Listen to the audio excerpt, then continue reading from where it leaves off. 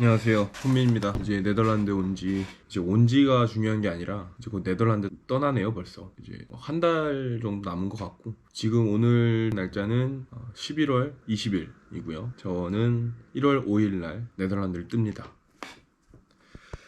1년이 이렇게 시간이 너무 빨리 간.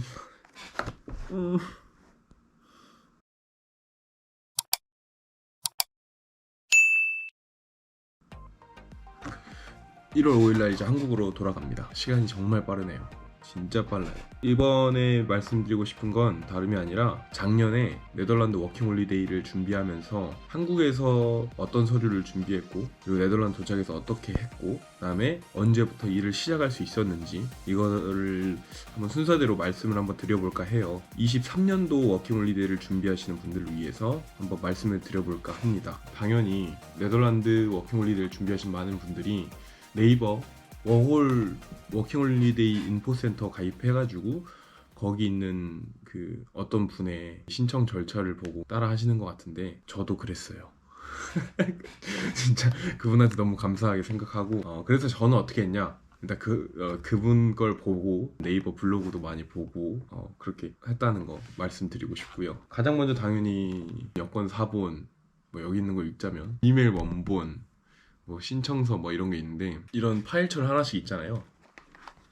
보이나요? 여기를 다닌 건 아닌데 하여튼 그 한국 집에 이런 게 있어가지고 가져왔습니다. 서류를 다 보관해놓고 지금도 갖고 있는데, 이메일 원본 파일은 필요가 없어서 제가 버렸나 봐요. 그때 예전에 한번 다 버렸던 것 같아요. 하여튼 이메일 원본 찍을 때, 저도 이메일 원본을 프린트할 때 이거를 어떻게 해야 되나, 어떻게 프린트를 해가야 되지, 뭐 이런 걸 몰라가지고 그냥 프린트를 2장 했어요. 전체적으로 한번 하고 그 다음에 그 부분만 또 캡처를 해가지고 보냈습니다. 근데 그게 크게 중요하진 않은 것 같더라고요. 이건 진짜 무조건 내가 보낸 이메일의 원본이다 라는 걸 누가 봐도 알 수 있게끔 프린트를 해서 보냈습니다. 그 다음에 WHP 신청서, 이거 보이시나요?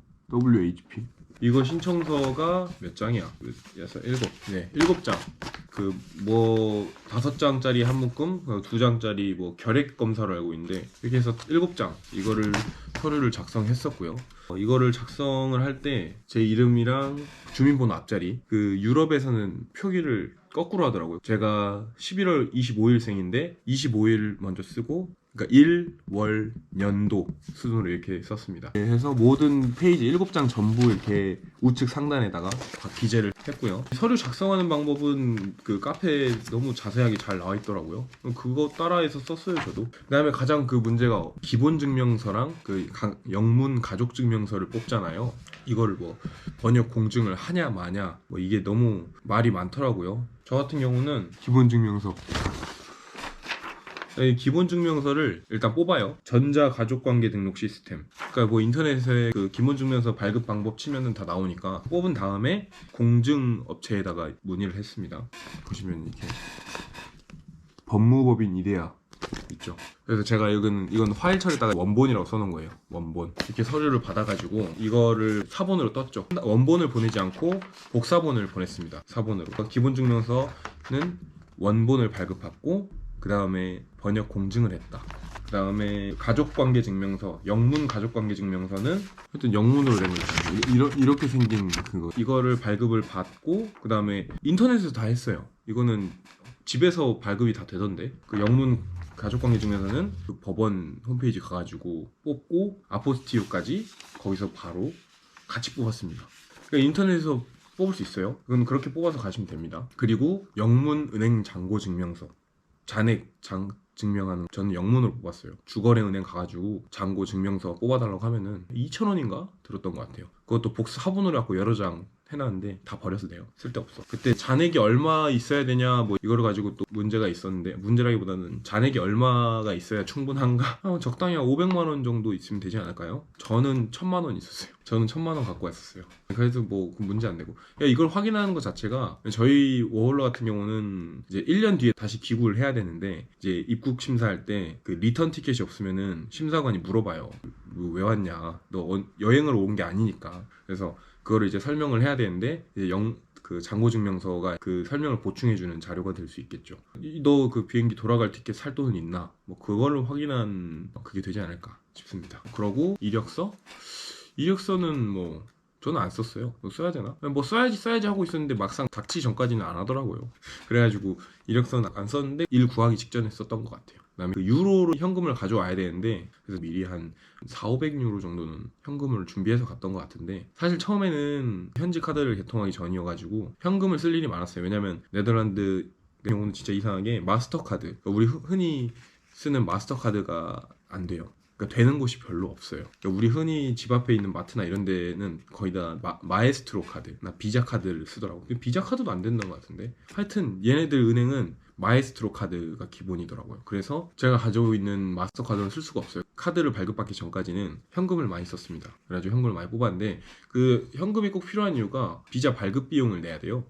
제가 최근에 했던 걸 뭔 최근이 아니라고 이번에 하면서 했던 게 69유로였습니다. 내년 되면 또 오를 수도 있겠네요. 워낙 물가가 빨리 올라가지고. 그래서 여권 사본, 이메일 원본, 뭐 신청서, 그 WHP 신청서, 가족관계 증명서랑 기본 증명서, 영문 잔액 증명서, 현금 조금 뭐 이 정도 챙겨서 가야 되고요. 그 이외에 준비해야 될 것들은 본인 재량이고 사람마다 달라서 그 다음에 이제 서류를 다 준비했다. 내가 어떻게 했더라? 내가 올해 초에 네덜란드 정착을 어떻게 했지 하는 생각을 해보니까 1월 4일날 비행기를 타서 네덜란드에 1월 4일날 도착했죠. 네덜란드가 한국보다 시간이 느리니까요. 제일 처음에 스키폴 공항에 내려서 바로 지하철을 타고 이제 헤이그로 넘어가야 되니까 카드 발급을 받았습니다. 7.5유로 하나로 한 10,000원이 좀 넘는 돈이죠. 오비치 카드를 여러 가지가 있는데 퍼스널 오비치도 있고 그냥 일반 그러니까 노란색이랑 초록 파란색이 있겠다. 이것도 보여줄게. 가져왔습니다. 이거 보이시나요? 이거 그냥 일반적으로 어디서나 뽑을 수 있는 그 기계 매표소 앞에서 뽑을 수 있는 거. 이게 이거 퍼스널 오비치 카드 색깔이 다르죠? 이거는 인터넷에서 신청을 해서 우편으로 발급을 받을 수 있는 오비치 카드. 이거는 매표기에서 뽑을 수 있는 오비치 카드. 둘 다 가격은 똑같아요. 근데 얘는 할인 혜택을 받을 수 있는 그런 게 있어요. 그러니까 이건 본인 카드 같은 느낌이에요. NS, 그 네덜란드 철도청 홈페이지가 NS거든요. 등록까지 해가지고 하면은 핸드폰 어플리케이션으로도 확인을 할 수 있고 이걸로 프로모션을 일정 금액을 내면은 그 피크 타임 때나 특정 주말에 40% 교통비를 할인을 받을 수 있고 또 일정 구독료를 내면은 이 구간부터 이 구간 예를 들어 헤이그에서 로테르담까지는 무제한으로 이용할 수 있는 다양한 구독 그 상품들이 있는데 이 카드로만 그거를 결제를 할 수가 있어요. 그래서 돈을 그만큼 절약할 수 있는 거죠. 근데 그런 의미에서 저는 이것도 필요하다고 생각해서 샀고요. 처음에 오자마자 스키폴 도착해서 바로 이 카드를 사고 충전을 해가지고 헤이그로 가서 에어비앤비 짐 풀고 그때부터 이제 집을 막 이러저러 찾아보다가 제가 그 집 구한 그 썰픈 영상도 있고 어쨌든 그 다음날에 바로 집을 구했죠. 집 주소를 미리 받아두고 편지를 보냅니다. 운이 좋게도 집 앞에 그 포스트 NL 있어가지고 네덜란드 우체국이라고 보시면 돼요. 바로 서류를 보냈습니다. 어떤 서류를 보냈냐, 승인 이메일 원본 프린트해놓은 WHP 폼 7장 이거랑 그 여권 사본 프린트 해놓은 거랑 그때 제 여권 같은 경우는 스탬프들이 좀 찍혀 있어요. 해외여행 갔던 것들 그런 거 부분까지 그냥 다 그 스캔을 떴습니다. 그것까지 포함. 그 다음에 제 그 잔액증명서 뽑은 그 사본 있죠. 그거랑 그 다음에 그러니까 그거를 보내든 아니면 왕복 비행기 티켓을 보내든 그렇게 하더라고요. 네이버 카페에 있으니까 그거 보시면 될 것 같고 네덜란드 도착해서 서류를 보냅니다. 기다렸다가 그 다음 V넘버를 받죠. 받자마자 IND 데스크 예약을 합니다. 어떤 예약을 하냐, 바이오메트릭스, 그러니까 지문인식과 얼굴 사진 찍는 거 그거 등록을 합니다. 예약을 하는데 그 예약일이 절대로 바로 다음날 갈 수 있는 그런 예약이 아니에요. 그 홈페이지 들어가서 예약하려고 딱 보면은 없어.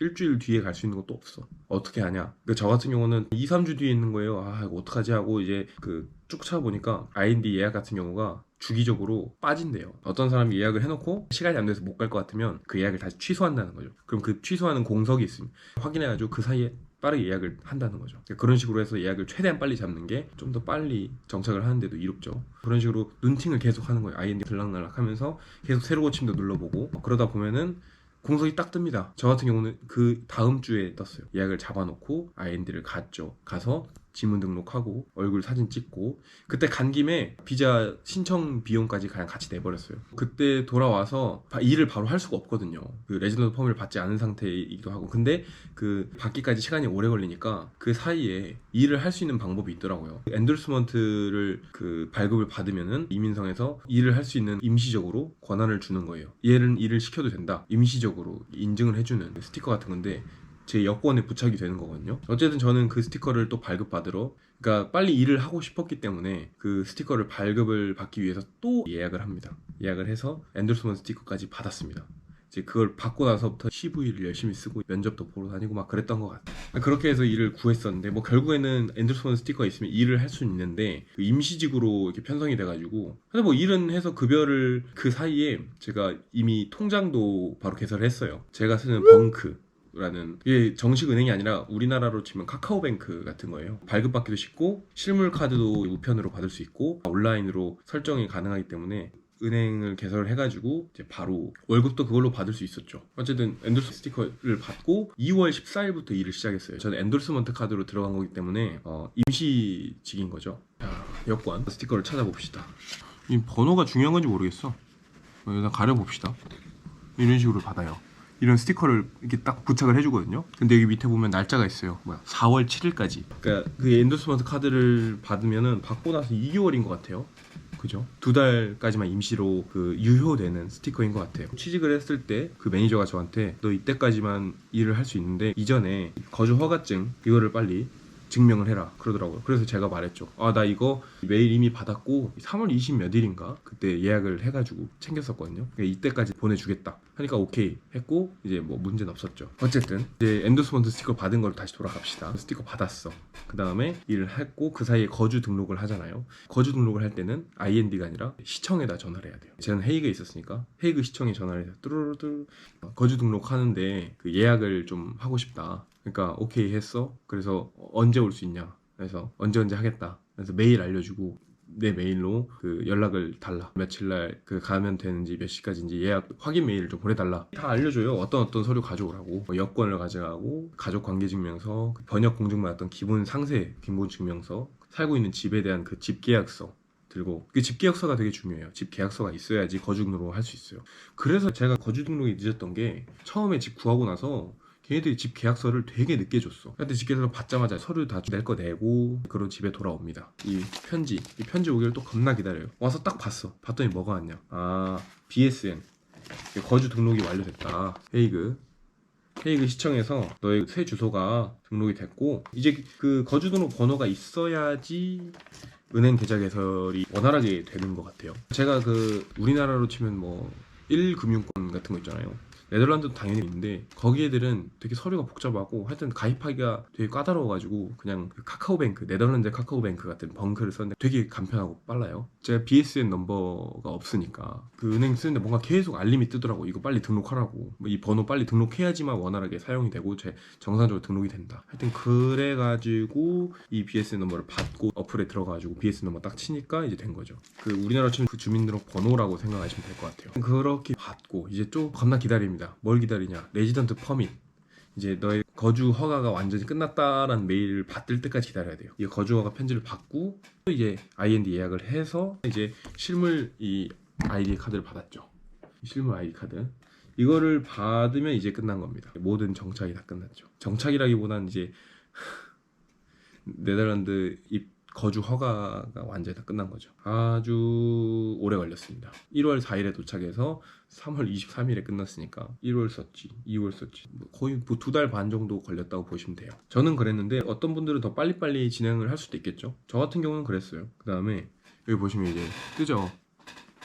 뭐가 떠요? 거주 허가증의 만료일자가 23년 1월 7일이에요. 그러니까 제 비자가 1년짜리 비자잖아요. 1월 7일까지 만료라는 거는 IND에서 제가 제일 처음에 와서 보냈던 그 첫 번째 서류를 1월 7일에 받았다라는 의미인 것 같아요. 아니면 1월 8일에 받았겠죠. 이제 그러니까 그때부터 1년을 살 수 있는 거예요. 그때부터 1년.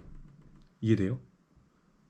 사람들이 많이 물어보는 게 도대체 언제까지 살 수 있는 거냐, 1년의 기준이 언제부터 시작되냐, 이게 사람들이 궁금해했던 것 같은데, 자, 네덜란드 입국하는 순간부터 아닙니다. 내가 제일 처음에 IND로 서류를 보내잖아요. V 넘버를 받기 위해서. 그 서류를 보낸 날짜가 아닙니다. 보내서 IND 직원들이 서류를 받아서 등록을 합니다. 나 오늘 이거 편지 받았고 이제 등록한다. 그러면 그때부터 시작되는 거예요. 그때부터 1년이에요. 근데 그게 며칠이 될진 우체국의 속도에 따라 다르겠죠. 제 생각은 그렇습니다. 그렇기 때문에 1월 7일로 뜨지 않았나 싶어요. 하여튼 저희 이날 전에만 뜨면 되는 거 아닌가 싶어요. 비자의 시작일과 종료일은 그렇게 생각을 하시면 될 것 같습니다. 어쨌든 그렇게 해서 거주 이렇게 끝났고요. 그렇게 해가지고 등록 마무리했고 일도 안 다치고 잘 다녔고 이런 식으로 해서 정착을 잘 했던 것 같습니다. 이렇게 말씀드린 게 여러분들한테 도움이 됐으면 좋겠네요. 도움이 됐으면 좋겠고 영상 마무리하고요. 저는 또 다음 영상으로 인사드리겠습니다. 감사합니다.